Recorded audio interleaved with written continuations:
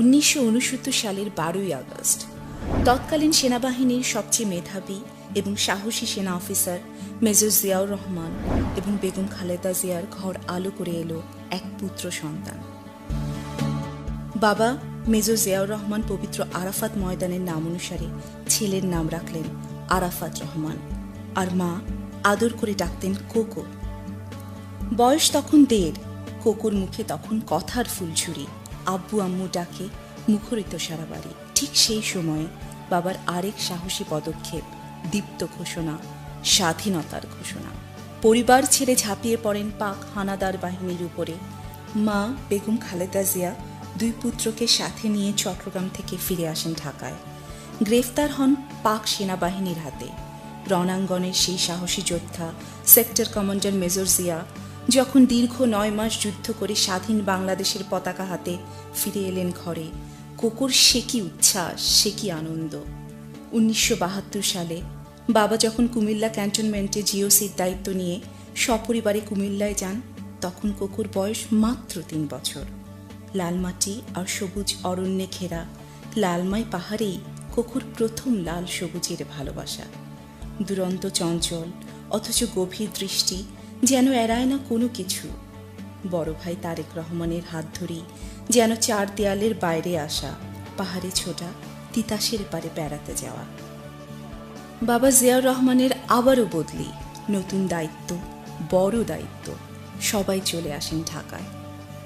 বাবার মায়া ভরা চোখের মতোই যেন কোকোর চোখ, তাই দৃষ্টির মায়ায় যেন সবাইকে আপন করার ক্ষমতা ছিল ছোটবেলা থেকেই।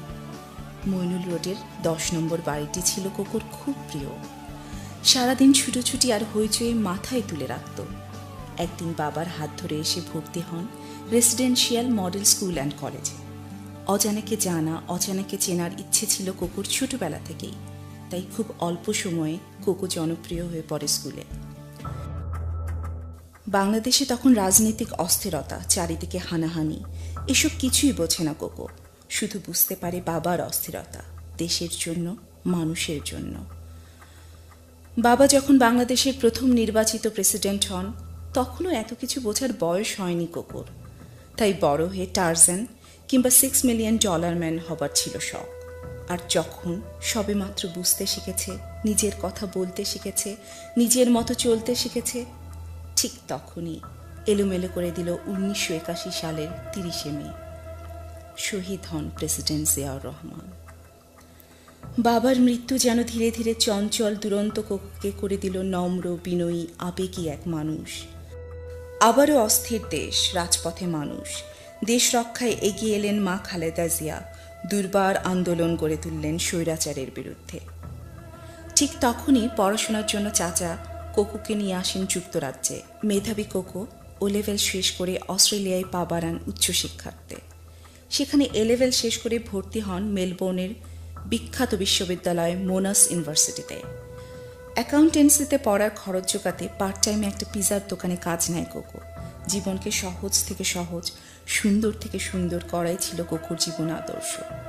তাই সাদামাটা জীবনযাপনেই তিনি হয়ে পড়েন অভ্যস্ত। গ্র্যাজুয়েশন শেষ করে বসে থাকেননি তিনি, প্রশিক্ষণ নেন উড়োজাহাজ চালানোর। দীর্ঘ প্রশিক্ষণ শেষে একজন দক্ষ পাইলট হিসাবে ফিরে আসেন বাংলাদেশে। মা দেশনেত্রী খালেদা জিয়া তখন প্রধানমন্ত্রী।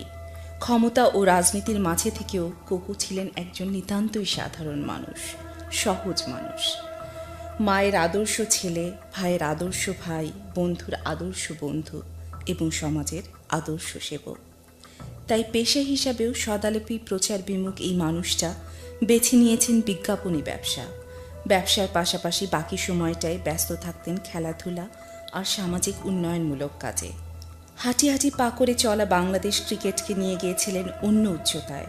প্রশিক্ষণের পাশাপাশি খেলার মাঠ ও খেলোয়াড়দের জীবনমান উন্নয়নে তার অবদান ছিল আকাশসম।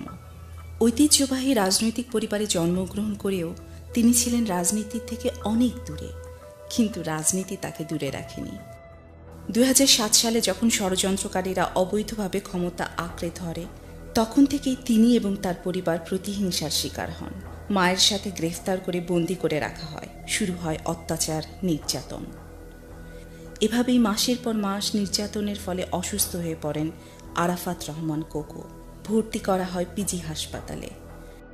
শারীরিক অবস্থার চরম অবনতি ঘটলে 2008 সালের 17 জুলাই শর্ত সাপেক্ষে মুক্তি দেওয়া হয় বিদেশে চিকিৎসার জন্য।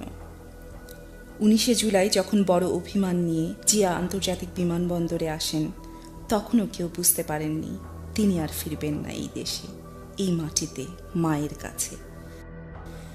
বিদেশে চিকিৎসারত অবস্থায় তার বিরুদ্ধে চলতে থাকে একের পর এক ষড়যন্ত্র। সেনা সমর্থিত অবৈধ সরকারের নীল নকশা বাস্তবায়নে একের পর এক মামলা দায়ের করতে থাকে নব্য বাকশালী আওয়ামী লীগ সরকার, এমনকি তার অনুপস্থিতিতে সাজা প্রদান করে। তাই অভিমানী কোকো শ্রী সৈয়দা শারমিলা সিথি ও তার আদুরে 2 কন্যা নিয়ে বসবাস শুরু করেন মালয়েশিয়ায়। সকল ষড়যন্ত্র আর নির্বাসন থেকে চিরদিনের মুক্তি নিয়ে 2015 সালের 24 জানুয়ারি হৃদরোগে আক্রান্ত হয়ে পরলোকে গমন করেন আরাফাত রহমান কোকো।